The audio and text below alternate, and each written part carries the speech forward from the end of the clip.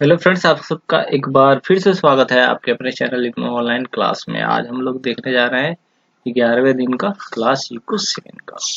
तो आज हम लोग सीखेंगे क्वार्टाइल डिवीजन। और क्वार्टाइल डिवीजन होता है जिसमें कुछ फॉर्मूले हैं। चलिए उन फॉर्मूले को एक एक करके देख लेते हैं। जब आपसे पूछा जाएगा सिंपल डिस्ट्रीब्यूशन, तो सिंपल डिस्ट्रीब्यूशन में क्या होता है, Q1, Q2 और Q3 निकालते हैं हम लोग।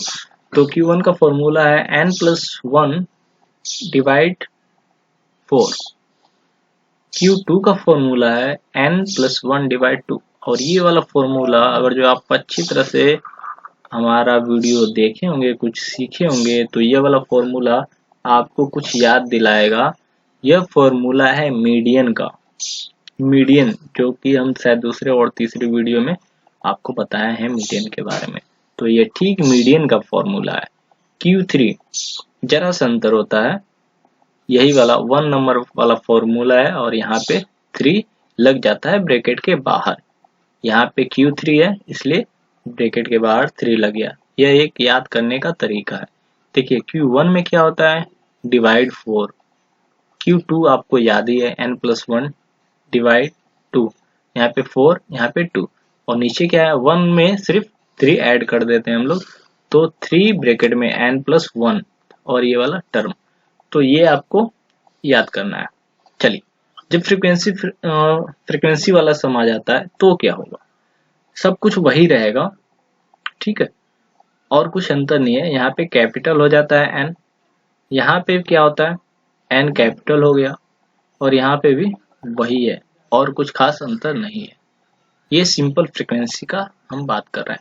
और यहाँ पे जब ग्रुप में फ्रीक्वेंसी का आ जाता है तो ये फॉर्मूला आपको याद करने में जरा सा मुश्किल हो सकती है, और सोल्व करते समय आपको बहुत ही धैर्य के संग इसको सोल्व करना होगा। इस वाले सम को यहाँ पे कंफ्यूजन बहुत होता है। तो ये फॉर्मूला आप अच्छी तरह से पहले लिख लीजिए। इसका सम हम लोग करेंगे तो अच्छी तरह से देखेंगे। उसके बाद क्वार्टाइल डिवीजन निकलता कैसे है, 1 2 3 तीनों निकालेंगे। 1 2 3 क्या मतलब, क्या Q1 Q2 Q3 ये निकाल लेने के बाद क्या करते हैं, Q3 में से Q1 माइनस करते हैं और 2 से डिवाइड कर लेते हैं, तो क्वार्टाइल डिवीजन निकल कर आ जाता है। देखिए यहाँ पे लिख दिया गया है कि median equal to Q2। Median हम लोग सीख चुके हैं। चलिए इतना क्लियर हुआ। अब हम लोग एक सब कर लेते हैं। फॉर्मूले को पहले दिमाग में बैठा लीजिए अच्छी तरह से और इसको नोट डाउन कर लीजिए। पहला सवाल क्वार्टाइल डिवीजन का, तो फाइंड द क्वार्टाइल, और ये कुछ वैल्यू दिए गए हैं, कुछ नंबर्स दिए गए हैं। तो सबसे पहले मीडियन की तरह है, बोले कि मीडियन की तरह ही पूरा बनेगा। Arrange the given number in ascending order, जिस प्रकार से मीडियन में हम लोग करते थे। और यहाँ पे टोटल काउंट कर लेना है, टोटल कितने नंबर है, तो टोटल 9 नंबर है और ये ऑड है। ठीक, और Q1 आपको फॉर्मूला क्या है, n+1 डिवाइड 4, और यहाँ पे टर्म। तो नंबर टोटल 9 है, प्लस 1 डिवाइड 4 यानी 2.5 आ रहा है। तो यानी कि ये वाला लेंगे हम, ये और ये 2.5 का मतलब क्या हुआ, अगर जो हम लोग इसको इस प्रकार से लिख सकते हैं, 2 + 3 डिवाइड 2। ठीक है, 2 और 3 5 डिवाइड 2, अढ़ाई यानी 2.5। तो दूसरा नंबर वाला क्या है, 18 है, और तीसरा नंबर क्या है, 27 है। वही किए हैं यहाँ पे और टर्म में लिख लिए। खत्म हो गया कहानी इतना। Q2 बिल्कुल मीडियन है, n+1 डिवाइड 2, 5 आया। 10 में 10 को 2 से डिवाइड कीजिएगा तो फिफ्थ टर्म आया। फिफ्थ कौन हुआ, 1 2 3 4 5, ये 45 आपका आ गया। क्लियर, इतना समझ में आ गया। अब करते हैं Q3। यहाँ पे क्या है, सिर्फ 3 इंक्लूड हो गया है, n+1 डिवाइड 4। ठीक, 9 नंबर है टोटल हमारा, 1 फॉर्मूले से आया या 4 फॉर्मूले से आया, 3 भी फॉर्मूले का। तो ये हो गया 7.5। 7.5 का मतलब क्या है, देखिए यहाँ पे अच्छा से लिखा हुआ है 7 और +8 डिवाइड 2। ठीक है, यहाँ पे 4 मत कर दीजिएगा, क्योंकि 4 से डिवाइड करने के बाद ही यहाँ पे यह 7.5 आया है। इस बात का आपको ध्यान रखना है। तो 7वां और 8वां नंबर लेंगे कैसे, इसको पहले मिटाते हैं। देखिए 7वां 1 2 3 4 5 6 7, 7 ये हुआ 8 ये हुआ, इन दोनों नंबर को लेंगे और उसके बाद डिवाइड कर लेंगे। 60 और 64 2 से डिवाइड कर लिए और ये आपका ये आ गया Q3। तो हमें तो क्वार्टाइल डिवीजन निकालना है ना, तो क्वार्टाइल डिवीजन का फॉर्मूला क्या है, Q3 माइनस Q1, बस 62 आया था Q3 का, 22.5 आया था Q1 का, और 2 से आपको डिवाइड कर लेना। ये आ गया आपका क्या चीज, QD यानी क्वार्टाइल डिवीजन, और मीडियन इक्वल टू क्या होता है। अब देखिए यहाँ पे आप बोलिएगा कि इस प्रश्न में मीडियन निकालने का जरूरत क्या था, क्योंकि क्वार्टाइल डिवीजन निकालने के लिए तो Q3 और Q1 ही चाहिए, Q2 क्यों हम निकाले। देखिए यहाँ पे अगर जो आप संग संग Q2 भी निकाल ले रहे हैं ना, तो एक चीज का आपको बेनिफिट मिल रहा है। एक चीज अगर जो आपसे पूछ देता है तो कोएफिशिएंट ऑफ क्वार्टाइल डिवीजन, देखिए फॉर्मूला हम दिखा रहे हैं, आप फॉर्मूला जब देखिएगा तो समझ में आएगा। यहाँ पे कोएफिशिएंट ऑफ क्वार्टाइल डिवीजन, यहाँ फॉर्मूला क्या है, quartile division divide median into 100। तो प्रश्न जब आपसे ये अभी पूछ दे इसमें इंक्लूडिंग करके, एक तो आपसे पूछे ही कि क्वार्टाइल डिवीजन क्या होता है, तो आप उतना निकाल दिए जिसमें आप मीडियन भी निकाल रहे हैं। अब आपसे पूछ दे कोएफिशिएंट ऑफ क्वार्टाइल डिवीजन, तो क्या कीजिएगा, तो आपको वहां पे बनाना होगा। तो हम ये वाला सम कर रहे थे, क्या करेंगे, coefficient of quartile division equal to क्या था, QD इक्वल टू मीडियन, यहाँ पे इंटू 100। तो क्वार्टाइल डिवीजन हम निकाल लिए हैं, कितना है 19.75, मीडियन 4.5 इंटू 100। तो इसको सोल्व कीजिएगा, जो भी आंसर आ जाएगा आपका। तो एक ही सम में हम लोग दो चीज सीख लिए, कोएफिशिएंट ऑफ क्वार्टाइल डिवीजन। इसके बाद एक सम और है, उसको भी हम लोग देख लेते हैं, छोटा है। इसके बाद एक और वीडियो बनाएंगे, उसमें एक क्वार्टाइल डिवीजन का और सम लेंगे। तो चलिए सम देख लेते हैं। Find the quartile division of the following distribution. Weight दे दिया है, इन पाउंड में नंबर ऑफ मैन दे दिया है, तो ये सब आप देख सकते हैं।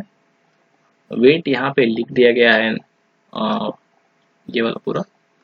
चलिए तो वेट ये हो गया, फ्रीक्वेंसी 10 13 जो दिया गया वही लिख लेंगे। और क्वार्टाइल डिवीजन हम क्या बोले, बिल्कुल जब भी फ्रीक्वेंसी आ जाता है तो क्वार्टाइल डिवीजन किस प्रकार से बनता है, मीडियन की हिसाब से। तो मीडियन अगर जो आपको अच्छी तरह से आता है मीडियन अगर जो आपको, तो आप आराम से बना लीजिएगा क्वार्टाइल डिवीजन भी। तो मीडियन में भी को क्यूमुलेटिव फ्रीक्वेंसी निकाला जाता है। क्यूमुलेटिव फ्रीक्वेंसी कैसे निकाला जाता है, एक बार फिर से हम आपको बता देते हैं। पहले 10 लिख लेना है, 10 में 13 ऐड कर देना है, क्या होगा 13 ऐड होगा तो 23 हो गया, 23 में 27 ऐड कर दीजिएगा तो 50 हो गया, 50 में 28 ऐड कीजिएगा तो 78 हुआ, 78 में 9 87, फिर प्लस 7 94 6। और एक बार और फिर से आपको बता दें, फ्रीक्वेंसी का टोटल और यहाँ पे क्यूमुलेटिव फ्रीक्वेंसी का टोटल इक्वल आएगा, तो समझ जाइएगा कि आप ये क्यूमुलेटिव फ्रीक्वेंसी सही से ऐड किए हैं, ये आपको ध्यान में रखना है। अब क्या है, अब फॉर्मूले पे बस बैठा देना है, काम खत्म। तो फॉर्मूला चलिए देख लेते हैं, हमारा Q1 Q2 और Q3 का। तो Q1 का फॉर्मूला है नंबर टोटल 100, यह क्या है 1 और फिर टर्म, तो आया क्या 25.25 और ये टर्म है। तो आइए देखते हैं कहाँ पे आता है ये वाला, ये है आपका 25, ठीक है। तो क्यूमुलेटिव फ्रीक्वेंसी में 25 पॉइंट क्या आया था 25.25। तो इसको कहाँ चेक करते हैं, क्यूमुलेटिव फ्रीक्वेंसी में, इससे क्या ज्यादा है लेकिन इससे कम है, तो और एक देखेंगे इससे ज्यादा इससे कम है, ठीक है। इससे ज्यादा है ना, और देखिए एक गलती बोल दिए थे, इससे भी ज्यादा है, इससे भी ज्यादा है लेकिन इससे कम है, तो ठीक हम क्या करेंगे ये वाला कॉलम धरेंगे, और ये कॉलम कहाँ जा रहा है, यहाँ पे 110 पे। तो यहाँ से हमारा निकल करके आ गया ये वाला वैल्यू। ठीक है, ठीक इसी प्रकार से मीडियन में भी आप बनाए तो जानते हैं ये हुआ 50.50।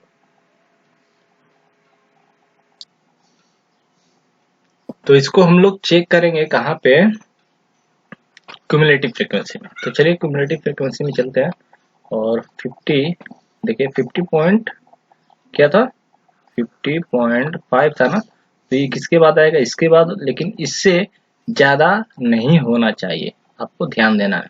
तो 50 के बाद आता है, लेकिन इससे कम है तो ठीक इसके सामने देखेंगे, इसके सामने क्या है 120। तो यही हम लेंगे। चलिए देखते हैं कहाँ हुआ, देख इसको हम लोग, हाँ ये तो 50.5 है ना, तो 50 और ये दोनों लेंगे, क्योंकि 50 से कम अगर जो रहता है तो हम लोग उस हिसाब से बांटेंगे। आइए देखते हैं इसको हम लोग किस प्रकार से करेंगे। इसको पहले इरेज करते हैं तो समझ में आएगा आपको। देखिए यहाँ पे 50 पॉइंट, तो इसको हम लोग इस प्रकार से लिख सकते हैं जिस प्रकार से आप मीडियन में लिखते हैं। सिर्फ मीडियन है ही, तो 50वां टर्म और 51वां टर्म हुआ। तो इसको हम लोग यहाँ पे तो बिल्कुल 50 ही है ना, इसलिए यहाँ पे मामला फंसा है।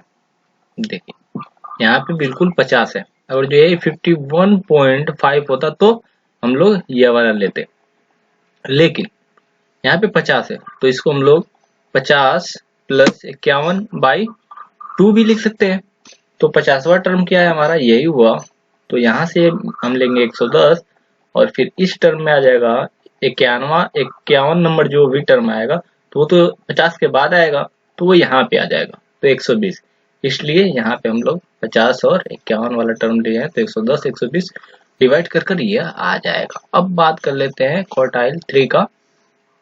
तो यहाँ पे 3 आएगा, n+1 डिवाइड 4 और ये वाला टर्म तो 3 से मल्टीप्लाई कर लेंगे। इस प्रकार से डिवाइड करने के बाद 75.75 आ रहा है।